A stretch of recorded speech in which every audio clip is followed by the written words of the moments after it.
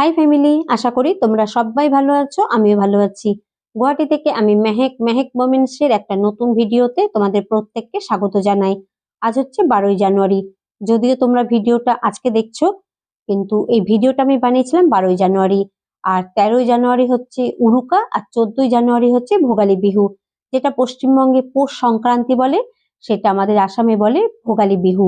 আর এই ভোগালী বিহু উপলক্ষে আসামের নানা জায়গায় ভোগালী বিহু মেলা হয়। তো আমাদের গুয়াহাটিতেও হয়েছে। আর মাসি মানে আমার মাসির শাশুড়ি এই ভোগালী বিহু মেলাতে একটা স্টল দেয়। মাসিদের একটা গোষ্ঠী আছে, সেই গোষ্ঠীর তরফ থেকেই স্টলটা দেয়া হয়। আর আমি প্রত্যেকবার মাসিদের এই স্টলে যাই। তো আজকেও চলে এসেছি মাসিদের স্টলে। তো চলো, ভিডিওটা আমি এখান থেকে শুরু করেছি, তোমরা দেখো, আশা করি তোমাদের ভালো লাগবে। আর মেলাতে ঢুকেই প্রথমেই যেটা চোখে পড়েছে সেটা হচ্ছে আমাদের আসামের গর্ব জুবিন গর্গকে শ্রদ্ধা জানানো হয়েছে। এখন আসামের যে কোনো প্রান্তে কোনো অনুষ্ঠান অনুষ্ঠিত হলেই প্রথমেই কিন্তু জুবিন গর্গকে শ্রদ্ধা জানানো হয়। আর এটা উচিত, কারণ উনি শুধু আসামের না, পুরো ভারতবর্ষের গর্ব। আর এটাই হচ্ছে প্রথম বিহু যে বিহুতে জুবিন গর্গ নেই। আর এই দুঃখটা মনে হয় প্রত্যেকটা অসমীয়ার মনেই আছে।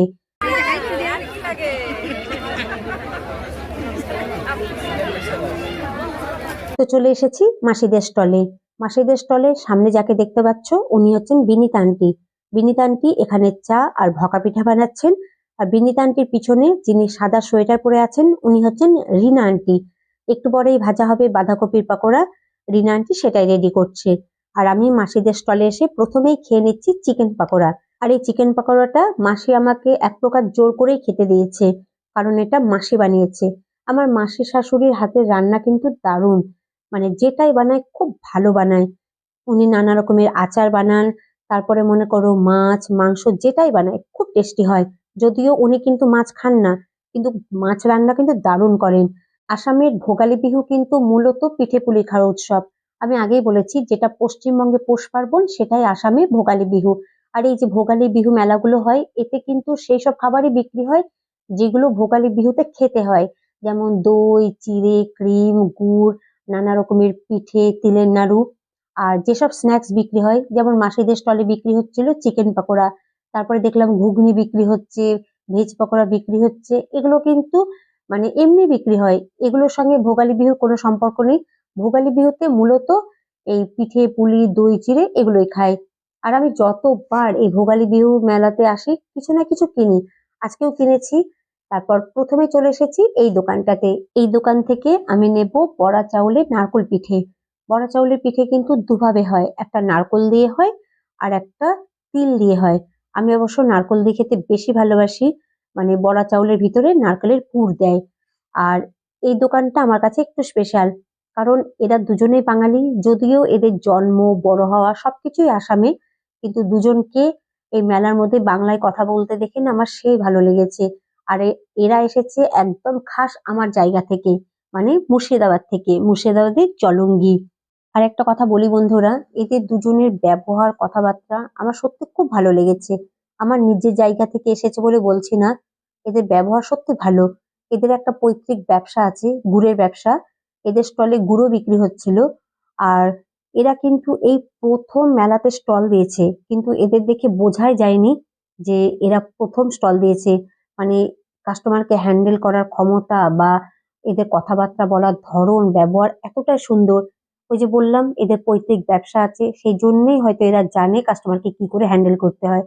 এক কথায় বলতে গেলে এদের দুজনকে আমার খুব ভালো লেগেছে। কিন্তু একটা ভুল হয়ে গেল, আমি মেলাতে এতক্ষণ গল্প করলাম কিন্তু ওদের নাম জিজ্ঞেস করতেই ভুলে গিয়েছি। তারপর চলে এসেছি এই দোকানটাতে। আর এই দোকান থেকে আমি নিয়েছিলাম বড়া চাউলের তিলের পিঠা, যেটা আমার বড় কাকা শ্বশুর আমাকে আনতে দিয়েছিলেন। আর এই হচ্ছে সেই বড়া চাউলের পিঠা, যেই পিঠার কথা আমি একটু আগে তোমাদের বললাম। এটা তিলের পুর দিয়েও করা যায়, আবার নারকেলের পুর দিয়েও করা যায়। আর এই পিঠাটা না গরম গরম চা দিয়ে খেতে সেই লাগে, অন্তত আমি খুব পছন্দ করি। আর এই পিঠে বানানোর নিয়মটা একটু আলাদা, মানে বলতে পারো একটু কঠিন আমার কাছে অন্তত লাগে। কারণ এখানে বড়া চাউলের কিন্তু ব্যাটার বানানো হয় না, এখানে বড়া চাউলটাকে পাউডার বানানো হয়। আর সেই পাউডারটা যখন এই গরম তাওয়াতে দেয় তখন ওটা মানে রুটির মতো হয়ে যায়। আমি তো প্রথম যখন আমার শাশুড়ি মাকে বানাতে দেখেছি আমি আশ্চর্যই হয়ে গিয়েছি যে ব্যাটার বানায়নি জল দিয়ে, অথচ এটা পিঠা হবে। তো তারপর লক্ষ্য করলাম, আর এই বড়া চাউল জলে ভিজানো থেকে শুরু করে পিঠা বানানো পর্যন্ত প্রচুর নিয়ম আছে।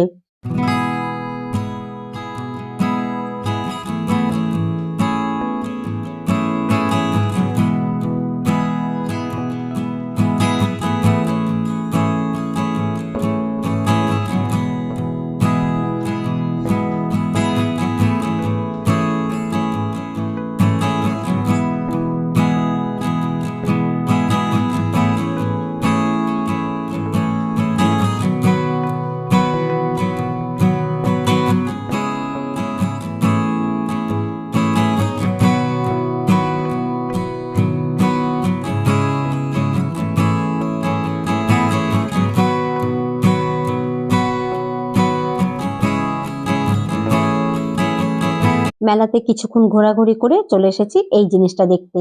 আমার না এই জিনিসটা দেখতে দারুণ লাগে, ঢেঁকি। কতবার মেলাতেও এসেছিল, আর আমাদের গ্রামের বাড়িতেও আমি ঢেঁকি দেখেছি। তো এখানে ঢেঁকিতে চালের গুঁড়ো করা হচ্ছে, যেটা আমাদের আসামে বলে পিঠাগুড়ি। আর এই দোকানে না প্রচুর ভিড়, কারণ অনেকেই এইভাবে চালের গুঁড়ো কিনে নিয়ে যায়। আর এই যে দেখছো বারবার হাত দিয়ে চালগুলোকে ঠিক করা হচ্ছে, এটা কিন্তু বেশ কষ্টের কাজ। কারণ ওদের অভ্যাস আছে, ওদের কিন্তু প্রবলেম হয় না। আমরা যদি করতে যাই তাহলে মনে হয় প্রত্যেকবার ঢেঁকিটা এসে আমাদের আঙুলের ওপরেই পড়বে। তো এখানে কিছুক্ষণ দাঁড়িয়ে আমি এটা দেখলাম। গতবার মেলাতে যেখানে বসেছিল এবার সেখানে বসেনি। আমি প্রথমে ভেবেছিলাম এবার হয়তো আসেনি, তারপর দেখলাম না, এসেছে। আর মেলার মধ্যে এই দোকানগুলোই না সব থেকে বড় হয়, কারণ একটা দুটো নয়, প্রায় 3-4টে ঢেঁকি আসে। তারপর চলে এসেছি ক্রিম কিনতে। আগেই বলেছি ভোগালী বিহুর দিন সকালবেলা দই চিড়ে বা বড়া চাউল দিয়ে ক্রিম খেতে হয়। তো সেই জন্য একটু ক্রিম কিনে নিয়েছি, যদিও এটা আর খাওয়া হয়নি, কারণ ভোগালী বিহুর দিন সকালবেলা মেজো কাকিমা বড়া চাউল ক্রিম মিহিদানা আমাদেরকে খেতে দিয়েছিল, তো আমরা সেটাই খেয়েছি। তো ক্রিম নেওয়া হয়ে গিয়েছে, বেশি নিইনি, 250 মতো নিয়েছিলাম। আর কি বলতো, সারা বছর তো আমরা প্যাকেটের ক্রিম খাই, কিন্তু মেলাতে বিক্রি এই ক্রিমগুলো না আমার মনে হয় টেস্টই আলাদা। তো সেজন্যই নিয়েছি। আর বেশি নিয়ে লাভও নেই, কারণ খাওয়ার মানুষ মাত্র দুজন, আমি আর আমার বর। তো মেলা দেখা শেষ, যা যা কেনার কেনাও হয়ে গিয়েছে, এবার বাড়ি ফেরার পালা। তার আগে চলে এসেছি মাসিদের স্টলে, মাসির সঙ্গে দেখা করেই বাড়ি ফিরে যাব। তো মাসিদের স্টলে এসে দেখলাম যেখানে বাঁধাকপির পাকোড়া ভাজা হচ্ছে। এবার মেলাতে এসেছি, পাকোড়া খাবো না সেটা আবার হয় নাকি? তাই নিয়ে নিলাম 1 প্লেট পাকোড়া। পাকোড়া খেয়ে তারপর বাড়ি ফিরে যাব। আর বাড়িতে গিয়ে তোমাদেরকে দেখাবো আমি মেলাতে কি কি কিনেছি। আর গরম গরম বাঁধাকপির পাকোড়া এত টেস্টি হয়েছিল কি বলবো। যদিও আমার বর বলে আমার নাকি বাইরের সব খাবারই ভালো লাগে, কিন্তু কি বলতো, আমরা ছোটবেলায় মেলা বলতেই বুঝতাম পাঁপড় ভাজা আর জিলিপি। তো এখন তো মেলাতে ওগুলো পাওয়া যায় না, এখন তো অনেক নতুন নতুন আইটেম এসে গেছে। আমি অন্তত গুয়াহাটিতে আজ পর্যন্ত একটা মেলাতেও জিলিপি আর পাঁপড় ভাজা দেখিনি। আর ছোটতে যখন মায়ের সঙ্গে মেলায় যেতাম তখন পাঁপড় ভাজা খেয়েছি, জিলিপি খেয়েছি। আর হ্যাঁ, এই পাকোড়ার প্লেট নিয়েছিল 20 টাকা, মানে 20 টাকা। আর বেশ অনেক কটাই দিয়েছে। তো চলে এসেছি মেলা থেকে, এবার তোমাদের সঙ্গে শেয়ার করব আমি মেলাতে কি কি কিনেছি। এবার আমি দই কিনিনি, প্রত্যেকবার দই কিনি, এবার আর কেনা হয়নি। তো এটা হচ্ছে খেজুরের গুড়, এটা হচ্ছে মুর্শিদাবাদের জলঙ্গির, মানে আমার বাপের বাড়ির জায়গার। আমার বাপের বাড়ি হচ্ছে মুর্শিদাবাদ। আর নিয়েছি এই আমের আচার, এটা মাসির স্টল থেকেই নিয়েছি। আর এই হচ্ছে তিলের নাড়ু, আমি তিলের নাড়ু খুব পছন্দ করি। তো 1 প্যাকেট, মানে 1 বক্স তিলের নাড়ু নিয়েছি। আর এটা হচ্ছে ক্রিম, যদিও খাওয়া হয়নি, এটা ভাবছি বড়া চাউল দিয়েই খাবো। আর এটা হচ্ছে বড়া চাউলের পিঠে, নারকেলের পুর আছে, 1 প্যাকেট খাওয়া হয়ে গিয়েছে, আর এই 1 প্যাকেট আছে। আর এটা হচ্ছে চালের পাঁপড়, একটা প্লেন ছিল, তবে আমি এটা নিয়েছি, মাসি বলেই দিয়েছে এটা একটু ঝাল হবে, তো সেই জন্যই নিয়েছি। আর এবার আর দইটা নেওয়া হলো না, না তো প্রত্যেকবার একটা ছোট্ট হাঁড়িতে করে দই নিয়ে আসি। তো চলো, এই হচ্ছে আমার কেনাকাটা। আজকের ভিডিওটা এখানেই শেষ করছি, আগামীকাল ফিরে আসবো একটা নতুন ভিডিও নিয়ে। ততক্ষণ পর্যন্ত তোমরা প্রত্যেকেই ভালো থেকো। আজকের মতো টাটা, বাই বাই।